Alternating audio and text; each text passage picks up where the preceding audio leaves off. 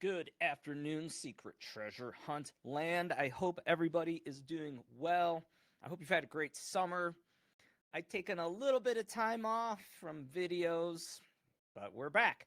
So work was quite a bit busy, but I certainly haven't stopped thinking about some of the topics that we chat about out there on the board. So what I wanted to give you here today was an explanation for what you see here. This crease in the painting, the San Francisco painting. Gosh, this has bugged me for a while. And I think there's at least a breakthrough if you like Battery Lancaster. So I'm not going to go through the whole shoreline solve. If you guys are out there, you see that's all I talk about when it comes to San Francisco.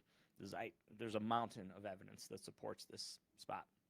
In any case, this is like, to put JJP up on the even higher pedestal for what I think he's done here with this crease in the San Francisco painting. So let's jump in. I'm going to share you a little prezo I have put together.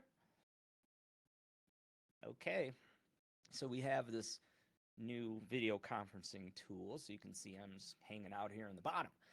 But what I'm showing you here is, a magnification of this area, right? And so what really got me on Battery Lancaster, we sort of felt this one was out of battery for a variety of reasons, and I've talked through that, okay? But when I'm walking Google Earth or Google Maps around Battery Lancaster, which that was one of the areas, but there's a ton of batteries there. This is the view, okay? So it, as closely as I can tell, matches what you see at Battery Lancaster, right below the battery. So, it really bugged us. What in the heck were these stone spires? And now we see, man, it matches this, the arch here. So Fort Point is underneath this arch. This arch was not necessary. It was necessary to save the fort, which was a big to-do back in the day. So this is very historic. To me, this is like very Byron-esque, something he would want you to know.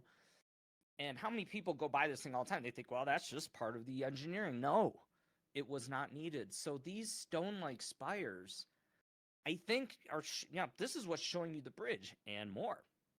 But the visual match here, I mean, look at number one. Look at number one and how closely that matches.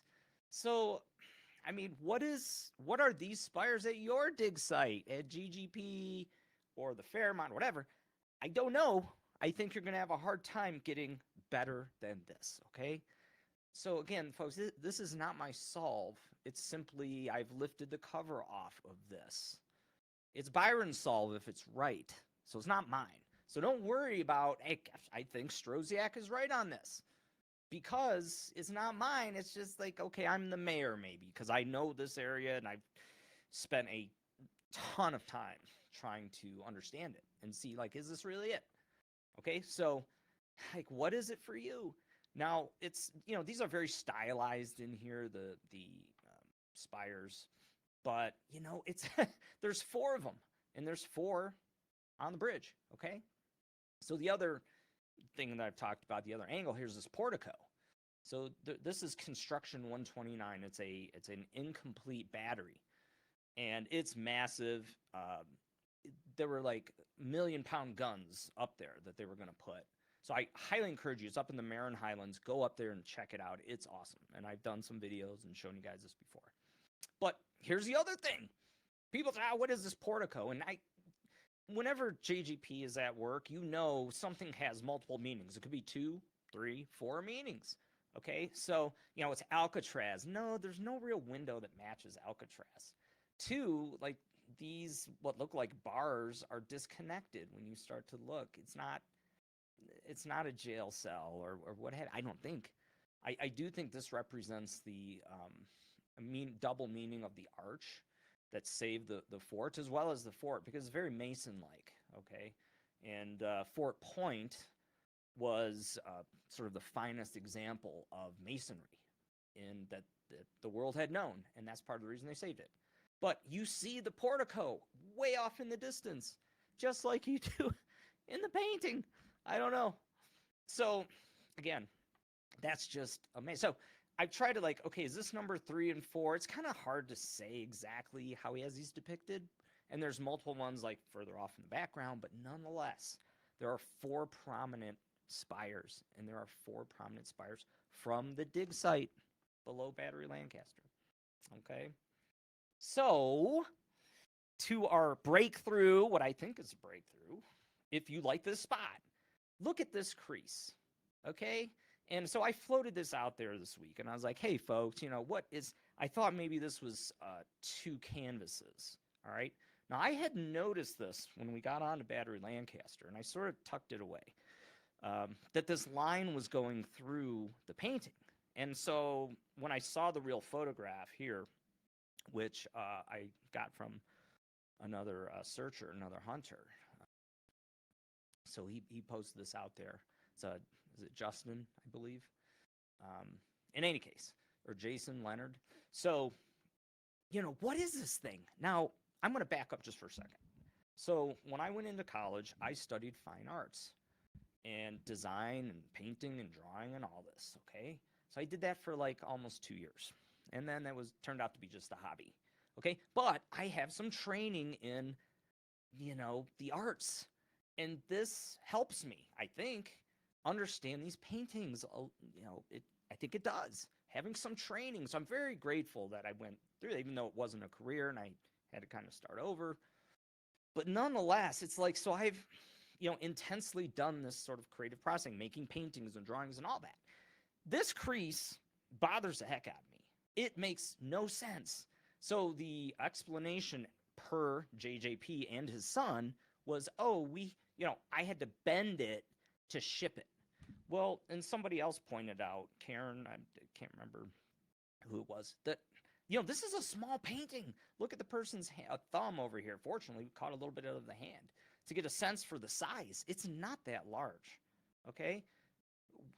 So you spent all this time creating this, really beautiful piece of art, this painting, and then you put this big-ass crease in it? That basically ruins the painting.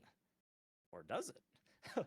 Okay, so there's no other painting that I think we know of that this was done for. And so I don't have the real ones to look at except this picture.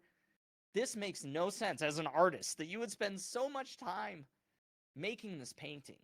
And then, we need to ship it. So, what do we do? Get a bigger box. No, fold it in half. Yeah. This makes no sense unless you look at it through the lens of where we're at Battery Lancaster, okay? So look at this, and you got to question it. So you kind of know where I'm headed with this, right? All right, so let's look at the crease superimposed on the painting. You can kind of see it if you look real closely, and this is the retouched painting, which I know some people don't like, but you can't see it, the crease in the other ones. So it's there, okay? It's there. So this is, again, just that. So as it turns out, if this is right, okay, this is JJP thinking in like 10D, not 2D, not 3D, not 4D. This is 10D, folks. So he's showing you the bridge. Like, he's showing you part of the bridge, which are these spires, I believe. But he's freaking showing you the bridge physically, not as painted into the painting, but as a physical deformity in the painting. Absolutely genius if this is right. So now some of you say, that's baloney. It's just circumstance and you're making this up. And okay, maybe, but I'll tell you what, it freaking matches. If you're a Battery Lancaster, there's an explanation for this crease beyond we folded it to ship it, okay? I'm just not buying that. So, yeah, I think, so what he's done is, for 40-some years, no one's seen the bridge in this painting. Yet, I would argue to you, it's there. It's there. So, that's all for you today. I wanted to give you this to noodle on. I know a lot of people aren't going to like it. And to that, I say, too bad. This works beautifully from this dig site. So I hope you all have a great day.